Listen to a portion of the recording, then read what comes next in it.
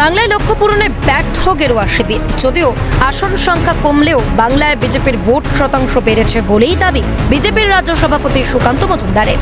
লোকসভা আসন কমে যাওয়ার পর থেকেই বঙ্গে গেরুয়া শিবিরের সংগঠন নিয়ে বিভিন্ন আলোচনা সমালোচনা শুরু হয়েছে বিভিন্ন মহলে। দলীয় নেতৃত্বের বিরুদ্ধেও মুখ খুলছেন অনেকে। এখানেই ওয়াকিবহল মহলের মতে প্রত্যাশা পূরণ না হওয়ায় স্বাভাবিকভাবেই বিড়ম্বনার মুখে পড়তে হবে বঙ্গ বিজেপির পদাধিকারীদের। এটাই স্বাভাবিক।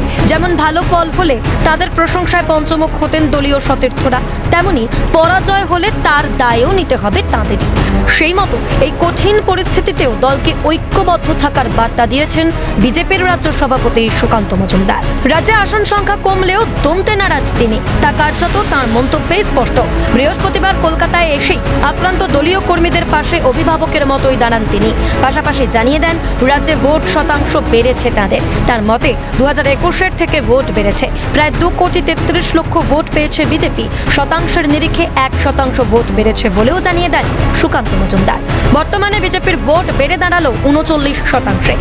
অন্যদিকে এই নির্বাচনে তৃণমূলের ভোট শতাংশ কমেছে বলেও জানান বিজেপির রাজ্য সভাপতি। 2021-এর থেকে আমাদের ভোট বেড়েছে। 2,33,00,000 ভোট আমরা পেয়েছি।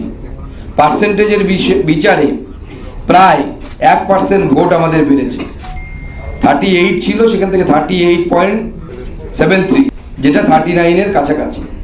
উল্টো দিকে তৃণমূল কংগ্রেসের গত বিধানসভা নির্বাচনে ভোট পার্সেন্টেজ ছিল প্রায় 49%, সেটা বর্তমানে 46%-এ পরিণত হয়েছে।